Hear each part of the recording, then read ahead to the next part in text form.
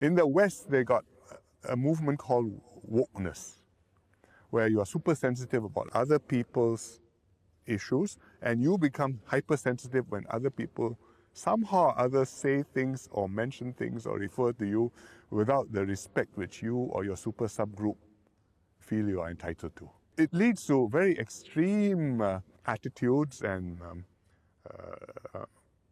social norms, particularly in some academic institutions, universities. You talk about safe spaces, you talk about appropriate pronouns, you talk about I'm about to say something which may be offensive to you. If you don't want to hear it, perhaps you'd like to leave now. And life becomes very burdensome. And I don't think we want to go in that direction. It does not make us a more resilient, cohesive society with a strong sense of solidarity. We must be more robust. What's going on, guys? It's Talks Kenny here today. I wanted to kind of give my analysis and this reaction to the Singapore Prime Minister. I'm going to butcher this name, Hyacinth Long.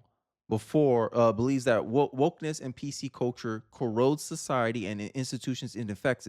He wanted to stay out of Singapore, and I agree. Like we see the effects of the woke mind virus, as Elon Musk has coined wokeness, and wokeness does make people less resilient. Like end of the day, look at all the people who are the big marchers for it, right? Because end of the day, you wear your ideology, like you represent how people represent your ideology says a lot about your ideology, right? This is why you get the blue hair feminists. That's where you have a archetype of who these kind of people tend to be. And a lot of these people are people you don't want to have their lives. You don't want to trade places with them, right? We see all the negative effects. It doesn't matter what stats you put out here. Identity politics falls in this uh definition as a virus, a mind virus, that it corrodes this sense of unity. Because, like I said, the left can only win by dividing people. Look at Marxism. Marxism says there have to be an enemy, right? And they make the white person the enemy. That's why diversity, right? And I agree with a lot of people who point this out that diversity just means anti-white. Hey, just white people are excluded. White people are the enemy.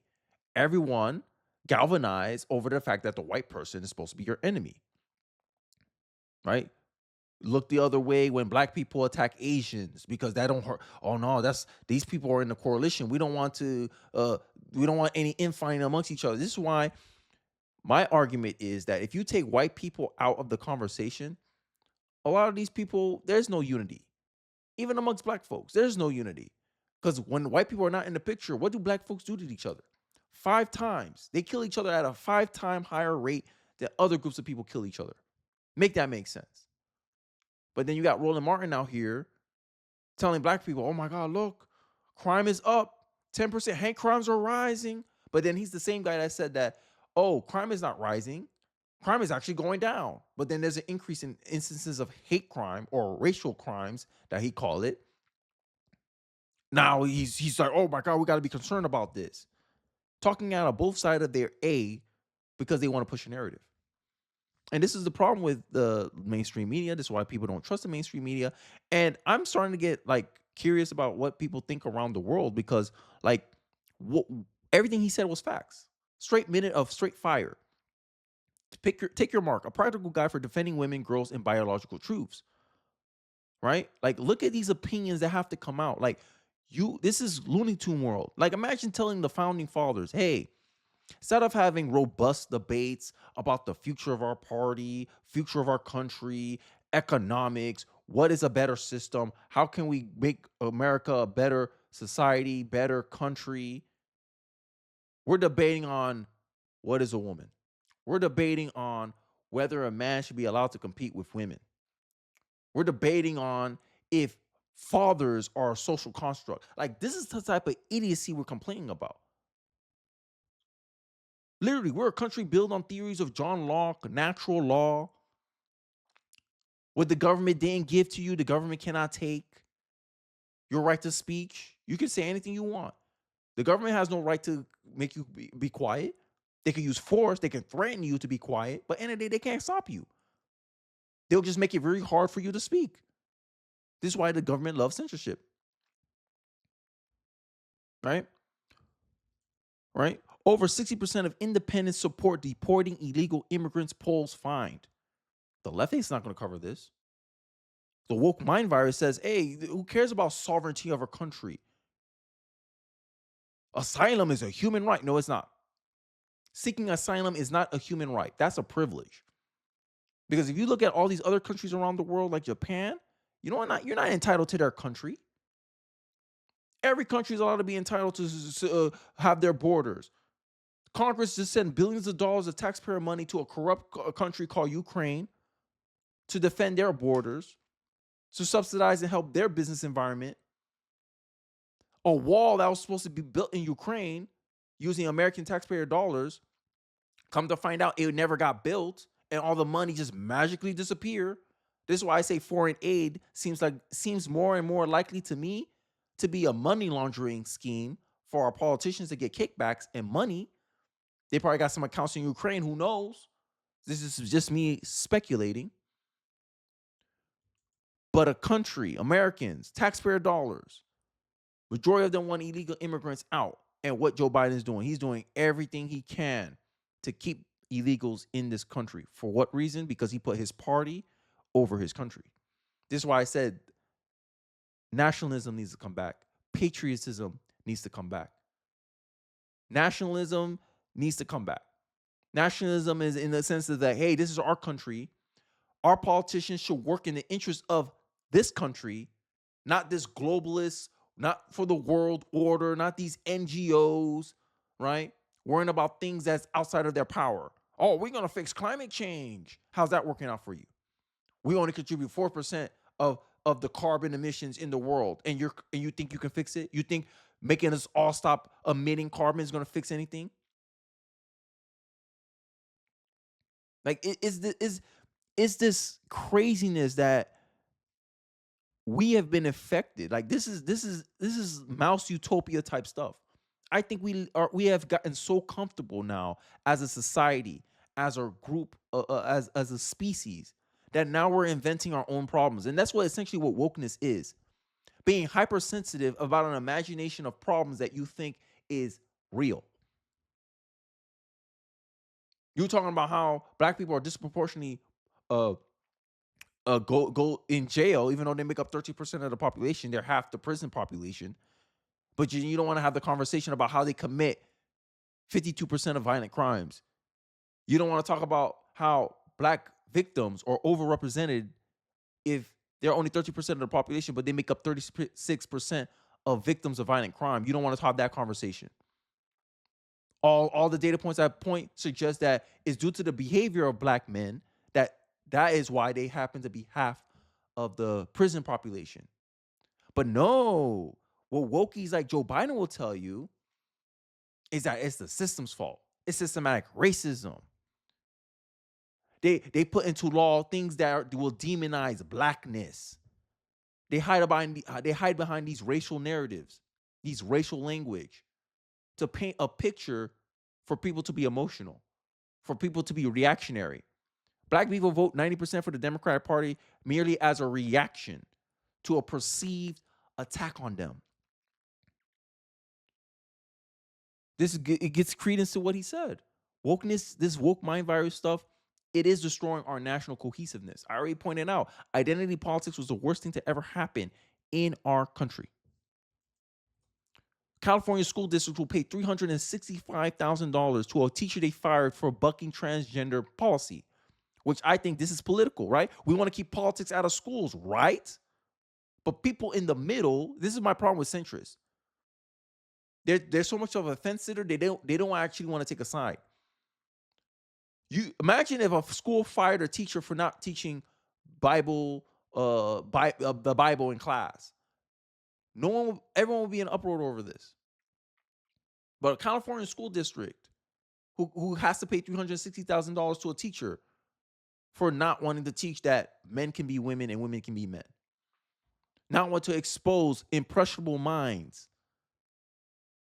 to a path where they'll be open to a higher propensity for suicide. Because that's the reality of transgenderism, right? It meets their goal of calling or curling, CULLING, the human population. Is this another like fancy way of doing eugenics? Right before, we got Margaret Sanger saying that black people are weeds in this country and that they all got to be sterilized so that way they don't get to reproduce. But then they changed their. It seems like they changed their tactics. It's like, no, let's make this the coolest thing ever. Let's give them fame, fortune. Let's have the algorithm boost them for pushing these ideas so more people can do it. And then transgenderism is coming across to me as a selection event. The game of Darwinism, right? And a day, what's constitute a good idea? How durable it is. Okay, you think men can be women? All right, we'll see how that goes. They're either going to kill themselves, and if they live long enough to be in old age, they'll realize or come to regret it. That's what I'm thinking. And we'll be sitting here waiting for the data. That's my hypothesis. Transgenderism is merely another form of eugenics, genetic eugenics, cultural eugenics, to limit the global population. This is why they call wanting marriages, wanting kids, wanting families, wanting vibrant families. This is why they call it right wing, because they don't want you repopulating. They don't want more people. They want less people. Because like the black community has shown, a smaller population is easier to control. You got an entire population voting 90% for one political party, regardless of the outcomes they get from that political party, regardless of the policies and how it negatively affected them in the long term to negative disposition, they'll still vote for them. And they want that for the rest of the world and the rest of the United States of America and countries all around the world. They can't have a population too big that they can't control. They want it small enough that they can manage it. And I think that seems to be the goal of globalists. That's just my hypothesis. I don't know. It could all be coincidence at the end of the day. But like this stuff been talked about for years, right? Universities must stop negotiating with terrorists, right? A new poll showed that 36% of college students support protests engaging in violent acts and 40% sympathizes with terrorist groups. Who's in charge of these universities? Who have cultural and political dominance in these universities? The left. 12-1 ratio. For every one conservative teacher, there are 12 liberal teachers to outnumber him. For years, there's been books since the 80s, since Reagan's time, talking about how communists and a lot of their tactics is to take over education because socialists understand that he who controls the children controls the future. Socialists love targeting the young, right? Because the young are idealistic, they're gullible. They don't have an intrinsic and solid experience in the world yet. They don't have a solid grasp of reality yet. And their perception can be more easily warped. They can tell them, oh, look how unfair the system is. You should be entitled to this. Housing should be free. Not understanding that labor comes into building the house. Essentially, you're asking for socialism. All socialism is, and this is the simplest way I can point out what socialism is. Socialism is that you want someone to be a slave at your disposal. Oh, free healthcare. Oh, so you want a doctor to work for free. You want the doctor to bust their ass, 12 years, study, sleepless nights, right? Don't go to sleep for 3 days, pass these strenuous tests, and all that benefit, all that hard work they did into making themselves a competent doctor. You want them to just do everything for you for free, for your benefit. So you reap all the benefits while they reap all the cost, all the disadvantage, all the time wasted. This is what I'm saying. If you paid no one to be a doctor, if you paid the doctor the same amount of money that you paid a janitor, you'll create an incentive where no one wants to be a doctor. So you're telling me I have to spend 12 years, learn all this stuff just to make the same money as a janitor? See how many people drop out of medical school. See how many people you would get to sign up for that deal. This is why capitalism works. This is why socialism has never been able to bring a society out of poverty. But socialism is really good at bringing a prosperous society into poverty. Look at what Joe Biden's doing. The closer you get to socialism, the more destructive it is for the well-being and the living standards of everyone in it. I'm just saying. Because at the end of the day, socialists love to call capitalists greedy. Oh, you're a pig. You just care about yourself. But in reality, that's what socialists are. Socialists are the pigs. Socialists are the selfish ones because you want someone to be your slave. You want someone to work for you. You're entitled to someone else's labor, regardless of what that is. Oh, you should be giving me this stuff for free. I am entitled to this food. The farmer busts A to manage those crops, to protect those crops from insects, bugs, animals that come out and try to eat the crops. He spent time, blood, sweat, and tears defending that those crops. And now when it's ripe, when it's time for harvest, he wants to make a value. He wants to get value back for his efforts that he put into it, and you just want it for free. Spoiled children talk. That's what socialists represents. Socialists are looters. They loot your time, they loot your labor, and they loot your work. This is why they don't believe in private property. Oh, this is mine. Well, I'm the one who's maintaining it. And then you wonder why everyone ends up being poor in socialism. Because the people that was holding the society up, they no longer have an incentive to work. Oh, what's the point of working if everyone's just gonna get it for free? What's the point of working if I'm just gonna get the same outcome as someone who just slept in this house all day? And he just wakes up at 12 p.m., get his food, come back, and I'm here busting my ass to get the same lifestyle as him? F it. I'd rather just be him. Socialism incentivizes people to be lazy. The woke mind virus. This is what wokeness, this is what y'all want? Wokies, this is what y'all want? Because you know that you don't have enough value, you can't dictate enough value to get the lifestyle you want. So you want everyone to be the same. Crabs in a bucket mentality. That's what socialism is. Oh, I don't like the fact that you dedicated yourself to a craft and now everyone respects you, values you, and they pay you based on that value. Nah, I want all of us to be the same. Equalizing outcomes, but you don't want to equalize impact, process, work, time. You want to have the same outcomes as somebody, but you don't want to put the same amount of work as somebody. That's the reality of socialism. This is why they care about equity so much. Democrats really have become the party of the lazy. And it's baffling to me because they're the one who push this stuff. They talk about how Trump is divisive, but I think Democrats are the most divisive people in our political discussion. Tell me I'm lying. More likely, the Democrat voters are more likely to block someone of a opposing political opinion. Democrat voters are more likely not to unfriend somebody if they found out that they have opposing political perspectives. Make it make sense. It's honestly it's baffling to me. This is why I'm sorry. This is why I think Trump is winning. This is why everyone's like, yo, everyone, if you see polls, everyone's starting to turn their mind about Trump. People are starting to look at Trump's presidency more favorably. Because in the moment they demonize him, they vilify him. But like they say, you don't appreciate something until it's gone. And I think that is the blessing in disguise of a Biden presidential victory. Let me know your thoughts in the comment section below about wokeness, woke mind virus. Do you agree with the Prime Minister of Singapore and seeing the cultural, like kind of global reaction to these concepts and these ideas and the negative effects of society? What you believe is the path forward? I'll be interested to hear your answers in the comment section below. Don't forget to like, comment, subscribe. I really do appreciate you guys watching to the end of the video, and I'll catch you guys on the next one. Peace.